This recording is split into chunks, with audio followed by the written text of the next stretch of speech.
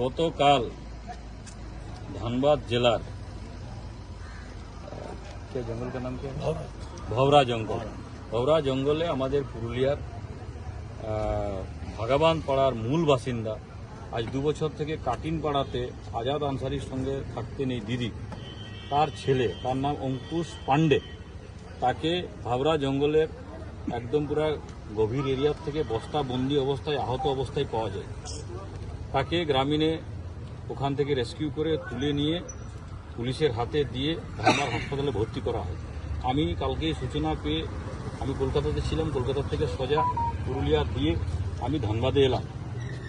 আসার পরে আমি খবরটা শুনে আরও আচম্বিত হলাম কি বাচ্চাটাকে প্রথমে বলেছে আজাদ আনসারি চলো তোমার ফুফুর বাড়িতে নিয়ে যাব, এই শব্দটাই বাচ্চাটা বলেছে। নিয়ে গিয়ে তাকে নিয়ে এসছে, এখানে নিয়ে এসে তাকে মেরেছে, সেন্সলেস করেছে, বস্তাতে বন্দি করেছে, ফেলে দিয়েছে। ও ভেবেছে সে হত্যা হয়ে গেছে, শেষ হয়ে গেছে। পরবর্তীকালে তাকে অ্যাডমিট করা হয়। আমি দিদির অপেক্ষায় ছিলাম। আমার পাশেই যিনি আছেন তিনি হচ্ছেন সেই বাচ্চার মা, তার নাম হচ্ছে সরলা দুবে। আমি তাকে জিজ্ঞেস করলাম কি হয়েছে ঘটনা। ইনাকে যখন জিজ্ঞেস করার পরে আমি মারাত্মক অভিযোগ পেয়েছি। আজ 2 বছর আগে এনার এরপরও সামূহিক দুষ্কর্ম করেছে, ইনি সিডব্লিউসির কাছেও স্বীকার করেছেন।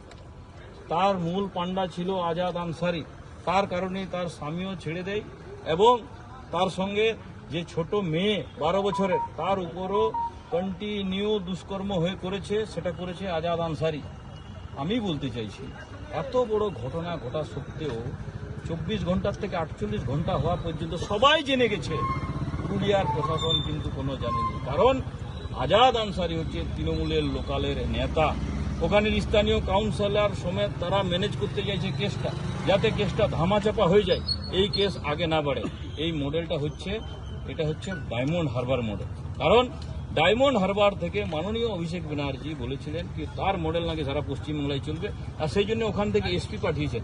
ইলেকশন কমিশনারকে আমি ধন্যবাদ জানাবো, ইলেকশনের সময় তাকে তুলে নিয়েছিল, আবার সেই এসপিকেই পাঠিয়েছে। তার নেতৃত্বে এখানে চলছে প্রশাসন এবং লোকাল থানাও কিছু জানে না। তার মানেটা কি হচ্ছে, হয় জেনে বুঝে তারা এটা সহযোগিতা করছে, বিশেষ কোনো একটা ধর্মকে তারা সহযোগিতা করছে যাতে এই ডায়মন্ড হারবার মডেল হয়ে বাংলাদেশে পরিণত হয়।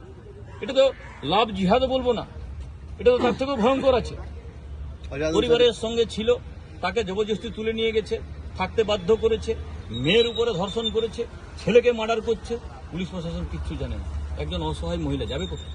আমরা খবর পেয়ে তার পাশে আছি। আমি ধন্যবাদ জানাবো এখানের আমাদের ধানবাদের যে মুকেশ দা আছেন, সঞ্জয় দা আছেন, আমাদের ভানু দা আছেন, এনারা এখানে লোকাল স্তরে খুব সহযোগিতা করেছেন এখানে, এবং তারা কাল থেকেই পুরো লেগে আছেন।